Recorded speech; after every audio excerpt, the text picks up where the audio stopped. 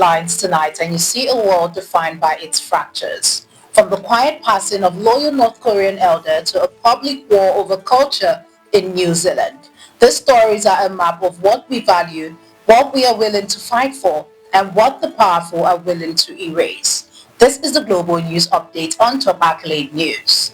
The headlines. North Korea mounts Kim Jong-nam.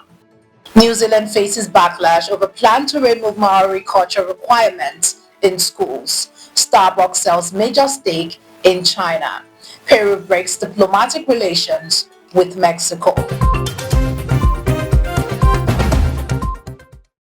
We begin in the shadows of Pyongyang.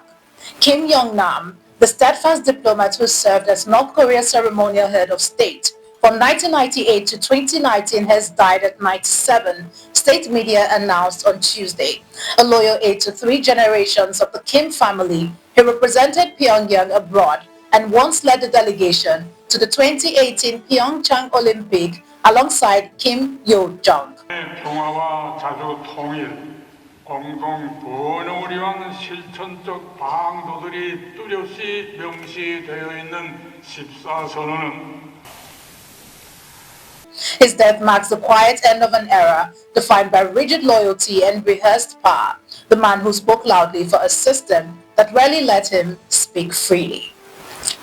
From sealed lips to silence lessons, half a world away, New Zealand's government announced plans to scrap the legal obligation for schools to incorporate Maori culture and the Treaty of Waitangi into curriculums, prompting strong criticism from teachers, principals, and school boards who warn it risks marginalizing indigenous students.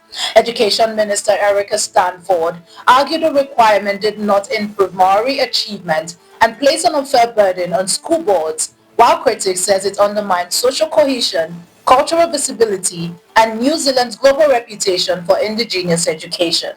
In a nation built on honoring its founding treaty, critics warn that sidelining Maori culture in schools is a quiet erasure with loud consequences. That pushback against global norms is mirrored in the business world, where a major US giant just made a massive retreat. Starbucks will sell a 60% stake in its China operations to Chinese investment firm Boyu Capital for $4 billion, forming a joint venture while retaining a 40% share and licensing the brand. The move comes as Starbucks faces growing competition from local chains like Luckin Coffee and aims to expand to 20,000 stores in China, its second largest market with 8,000 locations. Analysts says the partnership could help Starbucks deepen local relevance, but the deal also signals that even global giants must adapt to homegrown rivals. In China, coffee culture may be brewed locally, not imported.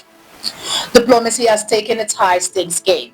Peru severed diplomatic relations with Mexico on Monday after Mexico granted asylum to former Prime Minister Betssy Chávez, accused of rebellion for aiding ex-President Pedro Castillo's failed 2022 coup attempt. Lima condemned Mexico's move as unfriendly interference, escalating a feud fueled by Mexico's continued defense of Castillo. This is more than a diplomatic rupture. It's the battle over the boundaries of sovereignty. You're watching the Global News Update on Top Accolade News. Do stay with us. Still to come.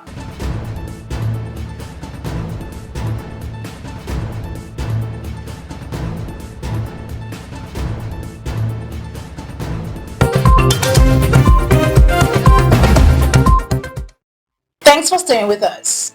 Europe is recalibrating its approach to migration. Chancellor Friedrich Merz invited Syrian President Ahmed al-Sharaa to Germany on Monday to discuss deporting Syrian nationals with criminal records, signaling a firm shift from Angela Merkel's refugee-friendly policies.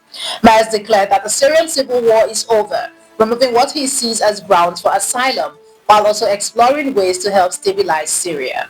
In a stark pivot from past humanitarian approaches, Germany now balances border security with diplomacy, proving that the welcome mat can be folded as quickly as it was once laid out.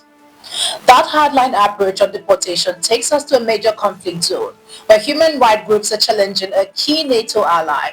As Prime Minister Mark prepares to visit the UAE, Human rights groups are urging Ottawa to block Canadian-made weapons from allegedly reaching Sudan's rapid support forces through Emirati channels, accused of fueling ethnic massacres. The UAE denies arming the militia, but UN experts call the report credible and aid group says millions face starvation. Critics warn Canada's world-class export controls are failing their moral test. When profit meets atrocity, silence becomes complicity. We pause to honor a true original on the screen. Diane Ladd, three-time Academy Award nominee and acclaimed actress known for Wide at Heart and Rambling Rose, has died at 89, her daughter Lauren Dern confirmed. Ladd's career spanned decades on stage, screen and television, earning her a reputation for versatility and emotional depth. She shared the screen with Dern multiple times, and the pair made history as the first mother-daughter duo nominated for Oscars for the same film. Remembered as both a gifted performer and a devoted mother, Diane Ladd leaves behind a legacy that reminds us that talent can't be inherited, but greatness is lived. Finally, from Hollywood to the hard courts, a sports legend is reminded that the rules apply in the courtroom too. Former New York Knicks All-Star Charles Oakley must pay over $642,000 in attorney fees and costs to Madison Square Garden after a judge ruled he lost 5 years of potentially crucial text messages in bad faith due to his 2017 lawsuit over an ejection from a Knicks game. Oakley claimed his texts were lost due to a phone upgrade, but the court deemed the explanation not credible, reducing MSG's requested $1.5 million in fees. In a case that has spanned years and fueled a long-time feud, the ruling underscores that even basketball legends can fall out in court when evidence disappears. Tonight's loyalty bowed out, culture fought back, giant partnered down, and justice texted itself into a corner. The world keeps spinning. For Top's Accolade News, I'm Ojeremy Okocha. Do have a wonderful day and keep watching the global news update on Top Accolade News.